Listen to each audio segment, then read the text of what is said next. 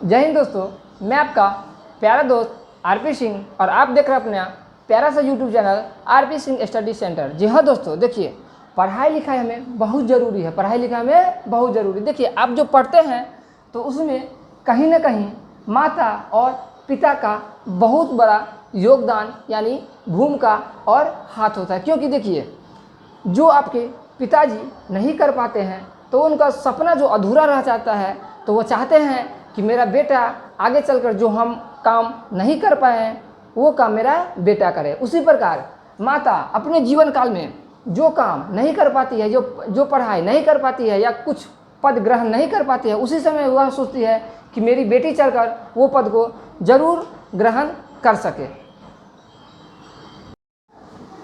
जय हिंद दोस्तों, मैं आपका प्यारा दोस्त आरपी सिंह और आप देख रहे हैं अपना प्यारा सा YouTube channel RP Singh study centre. जी हाँ दोस्तों, आज लोग हम प्रकाश का परावर्तन में भाग 5 पढ़ेंगे। क्या पढ़ेंगे? भाग 5, जिसमें मेरा आज का टॉपिक होगा गोलीय दर्पण से संबंधित विभिन्न पद। गोलीय दर्पण से संबंधित विभिन्न पद। तो सबसे पहला इसमें जो पढ़ेंगे हम वक्ता केंद्र किसे कहते हैं। वक्ता केंद्र किसे कहते हैं? तो देखिए ये गोलीय दर्पण ही क्या है? गोलीय दर्पण। इसकी जो रचना हुई है ना, इस सेंटर से हुई है। सेंटर मीन्स वक्ता केंद्र से हुई। तो इसको हम ऐसे लिख सकते हैं कि गोलीय दर्पण जिस खोखले गोले का भाग होता है। गोलीय दर्पण जिस खोखला, क्या है? गोला है।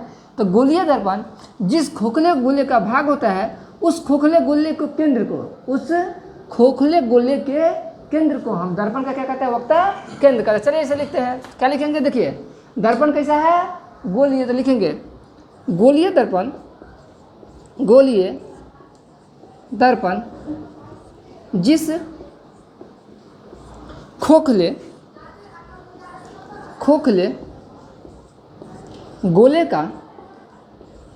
का एक भाग होता है। क्या होता है? भाग होता है। उसी गोले के ये क्या है? केंद्र है। उसी गोले के केंद्र को हम वक्रता केंद्र कहते हैं। कोई दिक्कत नहीं ना? अब देखिए अगला स्टार पॉइंट लिखेंगे। अब देखिए अगला स्टार पॉइंट है, परीक्षा में बहुत बार पूछे जाते हैं स्टार पॉइंट, ठीक है ना? तो देखिए गोलीय दर्पण के वक्ता केंद्र को हम किससे निरूपित करते हैं? नाम रखेंगे कि नहीं रखेंगे? नाम एकदम रखना जरूरी है कि नहीं है? जरूरी, एकदम है जरूरी। तो हम इसको सी से निरूपित करते हैं। किससे बोले? सी माने सेंटर। तो लिखेंगे स्टार पॉइंट में गोलीय दर्पण के वक्रता केंद्र को किससे निरूपित करते हैं बुआ? सी से। तो लिखेंगे सी से सूचित करते हैं। अच्छा लग रहा है ना पढ़ने में? कहीं कोई दिक्कत समझ में आ रहा है ना? तो सुनिए ना है, इसे थोड़ा सा लिख लीजिए। चलिए नेक्स्ट टॉपिक है मेरा गोलीय दर्पण से विभिन्न पद में ध्रुव यानी इसे पोल किसे कहते हैं? देखिए गोलीय दर्पण ये क्या है? गोलीय दर्पण। तो देखिए यहाँ से जो रचना की है तो इसको बोलते हैं ज्यामितीय केंद्र। तो गोलीय दर्पण के ज्यामितीय केंद्र को हम क्या कहते हैं? ध्रुव कहते हैं। तो लिखेंगे गोलीय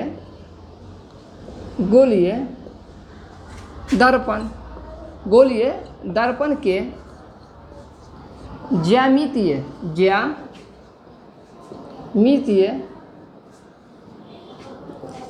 केंद्र को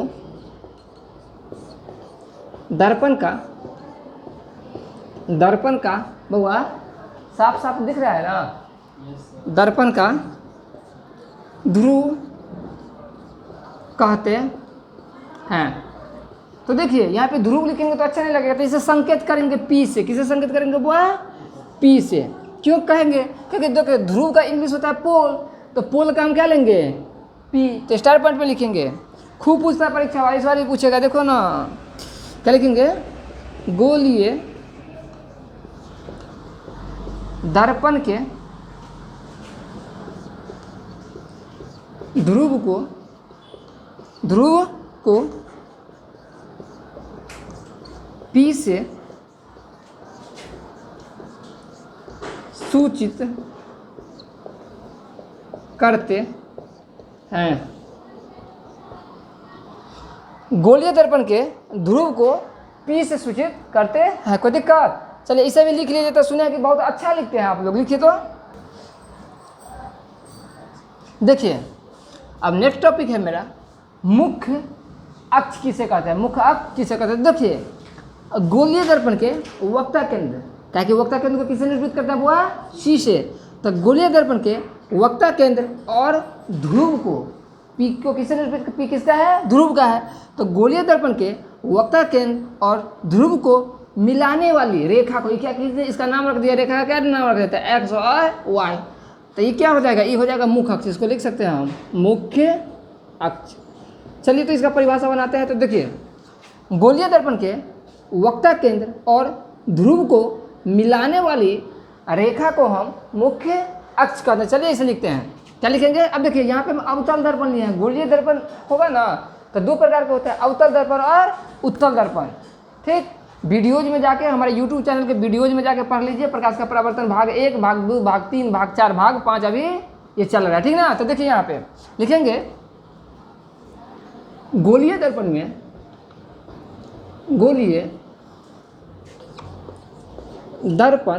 में वक्ता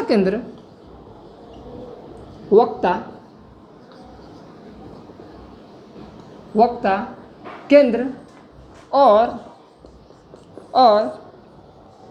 ध्रुव को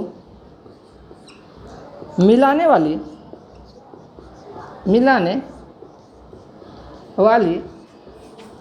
रेखा को हम दर्पण का मुख्य अक्ष कहते हैं। देखिए तो यहाँ पे मुख्य अक्ष में क्या लिखेंगे हम? देखिए मुख्य अक्ष क्या है? X और Y। तो लिखेंगे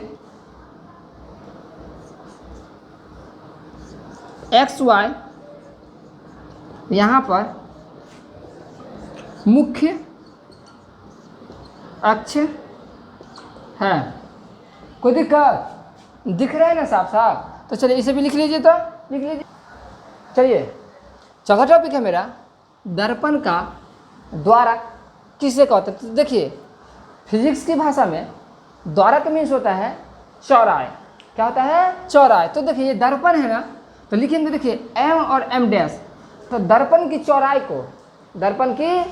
को हम दर्पण का द्वारक कहते हैं। तो लिखेंगे दर्पण की चौड़ाई को ही हम दर्पण का द्वारक कहते हैं। कोई दिक्कत नहीं? देखिए तो देखिए तो यहाँ पे दर्पण का द्वारक क्या है? M और M डैश। तो दर्पण में लिखेंगे M डैश दर्पण का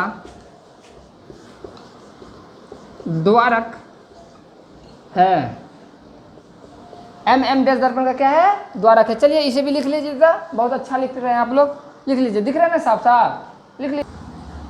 अब देखिए अगला है वक्ता त्रिज्या किसे कहते हैं? तो देखिए फिगर में देखिए यहाँ वक्ता त्रिज्या। तो दर्पण की त्रिज्या को यहाँ, दर्पण जिस खोखले गोले का भाग होता है उस खोखले गोले की त्रिज्या को ही हम दर्पण का वक्ता त्रिज्या कहते हैं। तो देखिए वहाँ पे वक्ता त्रिज्या क्या है? P और C है। तो देख लिखेंगे दर्पण जिस खोखले गोले का भाग होता है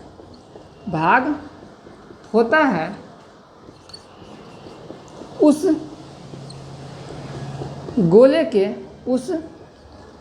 गोले के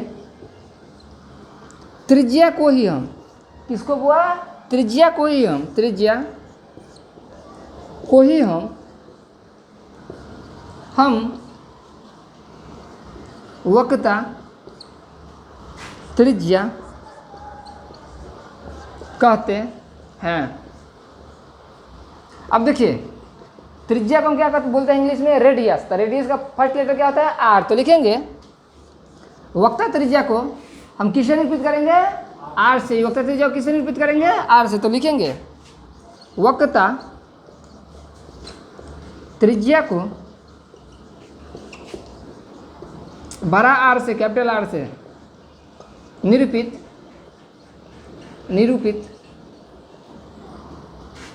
करते हैं।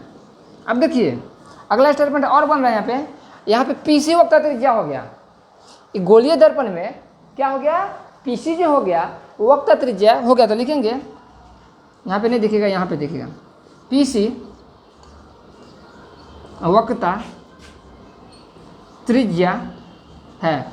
चलिए इसे एक बार और पढ़ लेते हैं। चलिए देखिए वक्रता त्रिज्या किसे कहते हैं? देखिए दर्पण जिस खोखले गोले का भाग होता है, दर्पण जिस खोखले गोले का भाग होता है उस खोखले गोले के, ये खोखला गोला इसका क्या है? त्रिज्या है। जब भी कोई गोला बनता है तो त्रिज्या पर ही गोला बनता है। ये यहाँ से ऐसे लेंगे तो देखिए ऐसे इस प्रकार बन रहा है।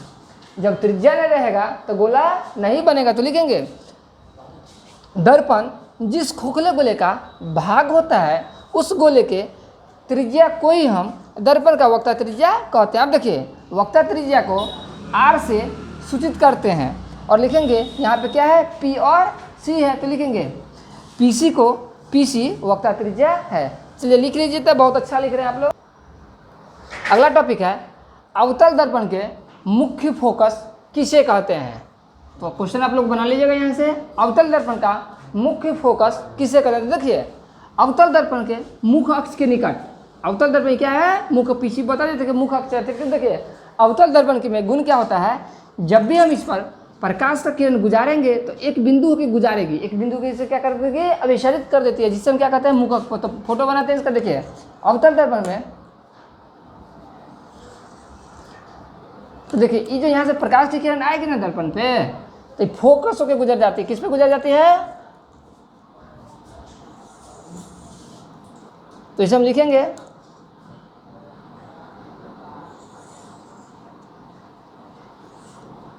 क्या लिखेंगे? देखिए अवतल दर्पण के मुख्य अक्ष के समांतर आती प्रकाश की किरणें दर्पण के एक बिंदु होकर अभिसरित होती है, यानी गुजर जाती है। तो जिस बिंदु होकर गुजरेगा उसे ही हम दर्पण का क्या कहते हैं? मुख्य फोकस कहते हैं। तो लिखेंगे अवतल दर्पण में, अवतल दर्पण में मुख्य फोकस, मुख्य अक्ष लिखेंगे, मुख्य अक्ष के निकट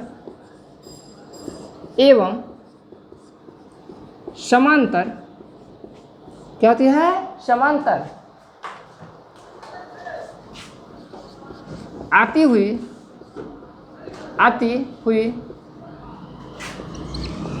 प्रकाश की किरणें, प्रकाश की किरणें एक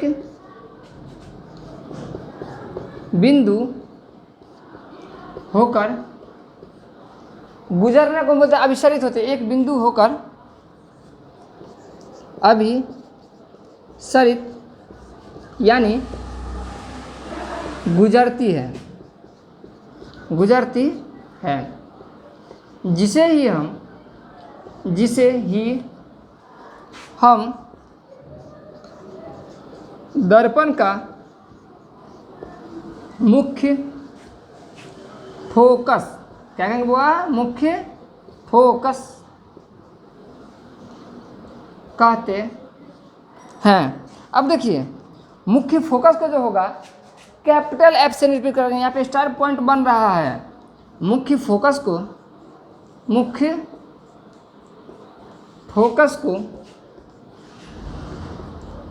एफ से